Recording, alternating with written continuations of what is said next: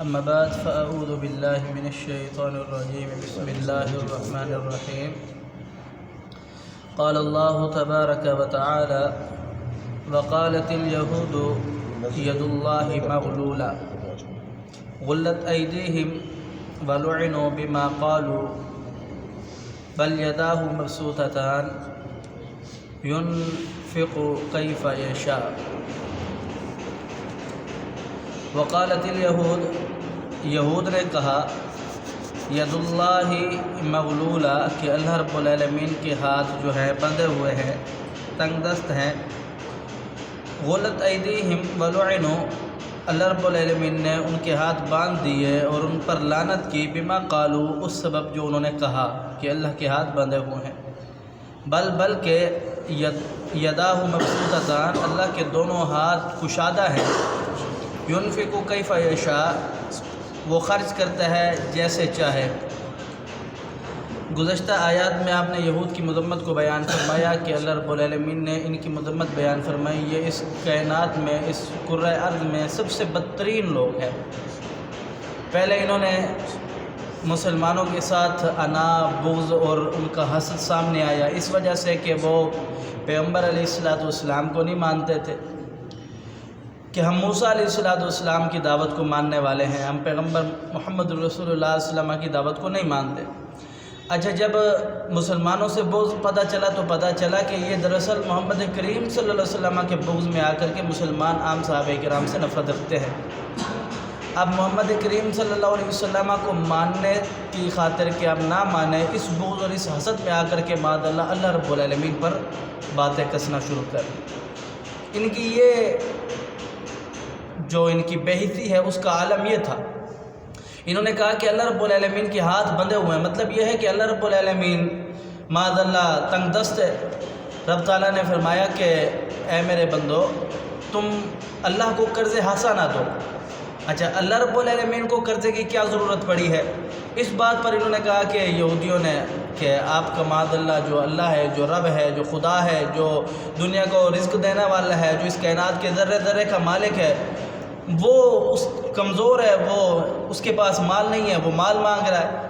جبکہ اللہ رب العالمین نے بیان فرمایا کہ مجھے تمہارے مال کی کوئی ضرورت نہیں ہے. جو اللہ نے تمہیں مال دیا ہے اس مال میں سے تم غریبوں پر مال خرچ کرو. یہی قرض حسنہ ہے کہ جو لوگ تنگ دست ہیں، فقراء ہیں، یتیم ہیں، مسکین ہیں، آپ ان پر یہ مال خرچ کرو. اللہ چاہتا تمہیں نہ دیتا، ان لوگوں کو دے دیتا جو آج تنگ دست ہے، جن کے پاس مال نہیں ہے. تو اللہ رب العالمین نے تمہیں اس وجہ سے دیا ہے کہ تم ان پر خرچ کرو تاکہ تمہیں آخرت کے اندر اس کا بڑا اجر عطا کرے. اب خرچ کرنے کا کتنا بڑا اجر ہے؟ جناب رسول اکرم صلی اللہ علیہ وسلم بیان فرماتے ہیں کہ اگر کوئی شخص کھجور کا ایک آدھا ٹکڑا اخلاص کے ساتھ، خالص نیت کے ساتھ کہ محض اللہ رب العالمین کی خاطر خرچ کر رہا ہے، وہ کھجور کا آدھا ٹکڑا اللہ رب العالمین کی رضا کی خاطر، اپنے آخرت کی خاطر خرچ کرتا ہے، تو روز قیامت وہ جب اپنے نام اعمال کو دیکھے گا وہ کھجور کا آدھا ٹکڑا کئی نیکیوں کی شکل میں ہوگا، کئی پہاڑوں کی نیکیوں کی شکل میں ہوگا.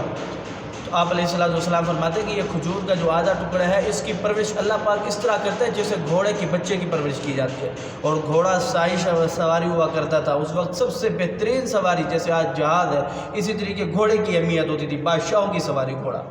اس کے بچے کی پرورش بڑی محنت سے کی جاتی ہے. اللہ پاک اس طریقے اس کھجور کے آدھے ٹکڑے کی پرورش کرتا ہے اور وہ کھجور کا آدھا ٹکڑا کئی پہاڑوں کی شکل میں ہوگا نیکیوں میں. تو خرچ کرنے کی یہ اہمیت ہے. اب اللہ رب العالمین تو وہ ذات ہے کہ جو چاہے کن فیکون، جس چیز کو پیدا کرنا چاہے صرف کن کہتا ہے فیکون، وہ پیدا ہو جاتی ہے اللہ کے حکم سے. اب یہ اللہ رب العالمین نے جو کہا کہ مسلمانوں، اے ایمان والو، اللہ رب العالمین کو ماننے والو، تم اللہ رب العالمین کی راہ کے اندر مال خرچ کرو. تو یہودیوں نے کہا کہ آپ کا اللہ معاذ اللہ فقیر ہو گیا ہے، اس کے پاس مال نہیں ہے، وہ تم سے مال مانگ رہا ہے. تو اللہ رب العالمین نے بیان فرمایا یہ ان کی بدبختی ہے. یہ دنیا کے اندر سب سے بدترین اور شریر لوگ ہیں. جہاں بھی کوئی ایسا نافرمانی والا عمل ہو اس کے اندر یہ ملوث ہوں گے، چاہے وہ انسانوں کا قتل کرنے کا معاملہ ہو، چاہے وہ اللہ رب العالمین کے نافرمانی کا معاملہ ہو، چاہے وہ انبیاء کو قتل کرنے کا معاملہ ہو، چاہے وہ دنیا کے اندر فساد فی الارض کا معاملہ ہو. سب معاملے میں یہودی آپ کو سب سے آگے نظر آئیں گے، ان کا ہاتھ ہوگا. تو اللہ رب العالمین نے بیان فرمایا کہ پہلے یہ مسلمانوں کے ساتھ بغض اور عناد رکھتے تھے، آپ نے وہ سنا، تو پھر اس کے بعد پیغمبر علیہ السلام کے ساتھ بغض اور عناد رکھتے تھے، اور انہوں نے کہا کہ ہم موسیٰ علیہ السلام کی دعوت کو ماننے والے ہیں۔ جب وہ دعوت لے کے آئے گئے، تورات کو لے کر کے آیا گیا، اسی تورات میں سے ان کو حد لگائی گئی، تو کہا کہ ہم موسیٰ علیہ السلام کی دعوت کو بھی نہیں مانتے۔ تو یہ دراصل بات یہ تھی کہ یہ اپنی خواہشات کو ماننے والے تھے، یہ اور کسی چیز کو ماننے والے نہیں تھے۔ اگر یہ موسیٰ علیہ السلام کی دعوت کو ماننے والے ہوتے تو جب پیارے حبیب پیغمبر علیہ السلام نے ان سے کہا کہ جو تمہارے اندر جس شخص نے زنا کیا ہے اس کو لے کر کے آؤ، اور اپنی کتاب اور اپنے راہبوں کو لے کر کے آؤ، ان کے ساتھ مل کر کے ان کے ساتھ جو آپ کی کتاب کے اندر فیصلہ ہوگا وہی فیصلہ کریں گے، انہوں نے کہا کہ نہیں، ہمارے علماء نے تو یہ طریقہ مقرر کر رکھا ہے، جو لوگ زنا کرے اسے مکالہ کر کے تھوڑا ڈانٹ ڈپٹ کی جائے، اسے گلیوں میں گھمایا جائے، یہی سزا ہے۔ جبکہ تورات کے اندر عین وہی سزا تھی جو قرآن پاک کے اندر اللہ رب العالمین نے زانی کی سزا رکھی ہے۔ تو انہوں نے موسیٰ علیہ السلام کی دعوت کو بھی نہیں مانا، بس یہ ہے کہ لیبل اپنے اوپر لگوا لیا کہ ہم موسیٰ علیہ السلام کے ماننے والے، تاکہ ہمیں لوگ یہ نہ کہیں کہ دنیا کے اندر بدبخت ہے۔ اس چیز سے بچنے کے لیے موسیٰ علیہ السلام کی دعوت کو ماننے کا اپنے اوپر لیبل لگا لیا۔ باقی یہ نہ موسیٰ علیہ السلام کی دعوت کو ماننے والے تھے، نہ محمد کریم صلی اللہ علیہ وسلم کو، حتیٰ کہ اللہ رب العالمین پر کیا کہہ رہے ہیں کہ وقالت الیہود ید اللہ مغلولہ، کہ اللہ کے ہاتھ تنگ دست ہے، اور اللہ رب العالمین فقیر ہو گیا معاذ اللہ، ید اللہ فوق ایدیہم۔ اللہ پاک فرماتے ہیں کہ یہ ایسے لوگ ہیں جن کی نافرمانی کی بات آتی ہے تو یہ کہتے ہیں موسیٰ علیہ السلام سے کہ جاؤ تم اور تمہارا رب لڑے، ہم نہیں لڑتے، تم اور تمہارا رب جا کے لڑے، ہم اس کے ساتھ جا کر لڑنے والے ہیں۔ یہ اتنا نافرمان، ہر جگہ پر اللہ رب العالمین کی نافرمانی، اللہ رب العالمین کے ساتھ جو اللہ رب العالمین نے حکم دیا اس حکم کو انہوں نے اپوزٹ لیا، اس حکم کو انہوں نے انکار کیا، مانا نہیں، صرف حسد کے اندر آ کر کے، کیونکہ پیارے حبیب پیغمبر علیہ السلام ہماری قوم میں سے نہیں آئے، اس بغض اور حسد کے اندر آ کر کے معاذ اللہ انہوں نے اللہ رب العالمین پر بھی تہمتیں باندھنا شروع کر دی۔ تو یہ دنیا کے اندر بدبخت بدترین قوم ہے۔